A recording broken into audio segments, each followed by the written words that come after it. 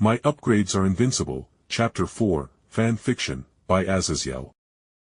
Tsubaki was a slave driver, no doubt about that. As for the next half an hour, she had me fuse all kinds of metals and materials into one another so she could literally skip the fusion process during her own forging, in which she merged monster drops with the various mystical metals.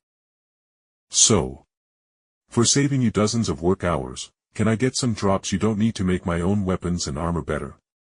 I asked tiredly, and Tsubaki blinked in surprise at my words. Yeah, sure.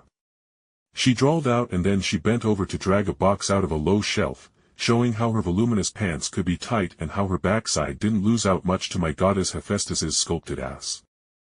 Anyway, my eyes snapped upwards to her face as she stood up with the box, and I coughed as she dropped the box onto the table, making me cough as a plume of dust got shot out of the box, with Tsubaki chuckling. Yeah, you can have these, she said with a nostalgic light in her eyes before she continued. These are lower-end drops that I was supposed to use for various orders, but the adventurers died before picking them up, and their familia never came to claim the drops back after more than 5 years, so you can have them, she said, and I realized she was just giving me the crap that she wouldn't need to mark in the familia registry of materials. Was I going to complain the materials weren't fresh? Hell no, I wasn't, as I doubted it made any difference so long as the material magical essence was still within the drops, and if Tsubaki was willing to keep it, then I had no doubt that the drops had no issues. Alright, that will do. Lovely, I said, deadpanning as I opened the large box about the size of a good-sized shipping box, and I saw how fucking everything was a mess with no sense of organization. You just don't want to sort this, don't you? I said dully, and Tsubaki just giggled at my fed-up expression. Wordlessly I picked up a handful of war shadow claws with one hand, and in the other I reached into the box and grabbed a frog shooter tongue before shaking my head with a wry smile as I saw how all the materials were stuffed from below like the 10th floor, and I realized these materials were obviously from back when Tsubaki was a fresh new smith. Alright, thanks, Tsubaki. I am going to try to upgrade some of my gear and make some armor so I don't get my throat torn out in the dungeon, I said with gratitude clear in my voice. Tsubaki just clapped me on my back with a light chuckle before she spoke.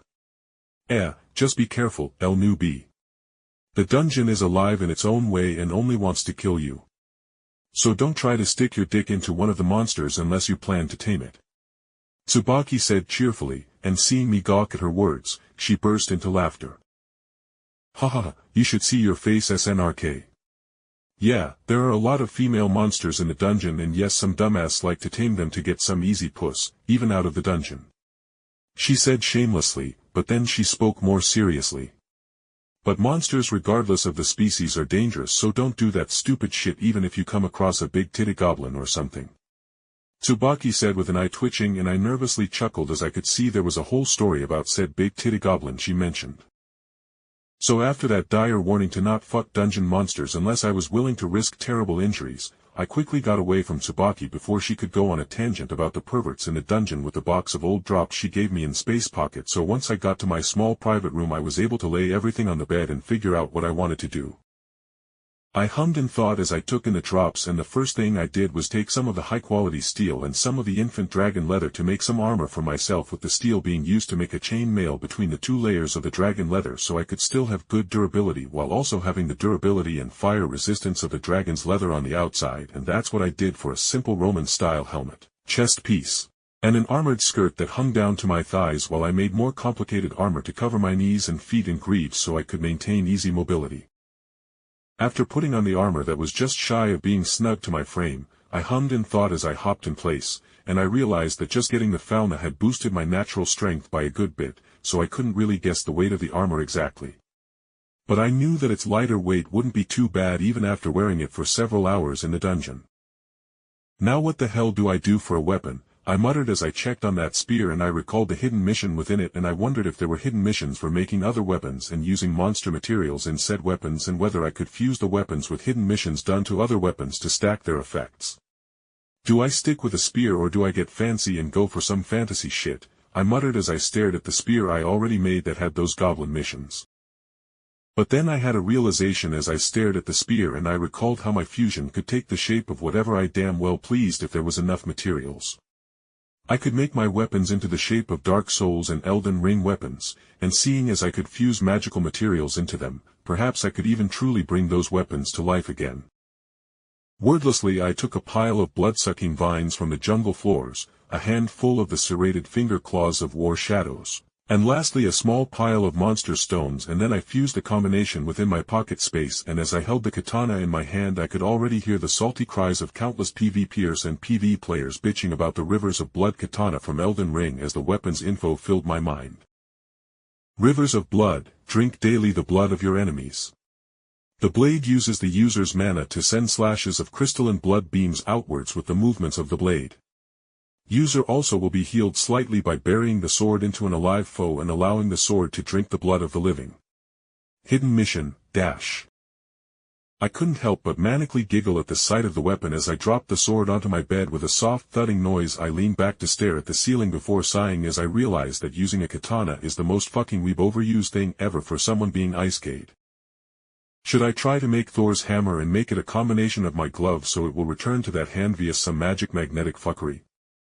I pondered as I looked over my materials before I snapped my finger as I changed my mind and went a step beyond Mjolnir as I realized I could just make Stormbreaker, as I honestly didn't have the super great magical materials I would need to make the better Dark Souls and Elden Ring weapons like the Sword of Night and Flame, or other boss quality weapons.